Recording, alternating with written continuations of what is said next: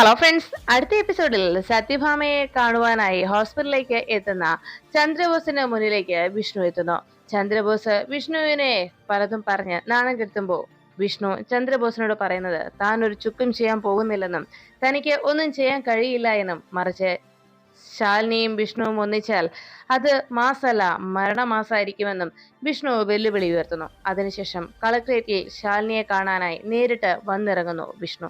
അപ്രതീക്ഷിതമായി മറ്റൊരാൾ കൂടി അവിടേക്ക് എത്തിച്ചേരുന്നു. ശാലിനിയുടെ അതേ ലെവലിൽ തന്നെയുള്ള, ശാലിനിയുടെ അതേ പോസ്റ്റിൽ ഇരിക്കാൻ യോഗ്യയായിട്ടുള്ള തേജസ്വിനി എന്നുള്ള പുതിയ കഥാപാത്രം അവിടേക്ക് എത്തുന്നു.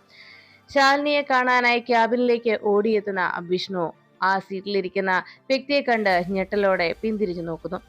ഇത്രയും നേരം ശാലിനി അവിടെ ഉണ്ടാകുമെന്നുള്ള പ്രതീക്ഷയിൽ ഓടിയെത്തിയ വിഷ്ണുവിന്റെ മുന്നിൽ കളക്ടർ തേജസ്വിനി ഇരിക്കുന്നത് കണ്ടതോടെ ശാലിനിയെ കാണാത്തതിന്റെ നിരാശയിൽ ഞെട്ടിത്തെറിച്ച് വിഷ്ണു നിന്നു.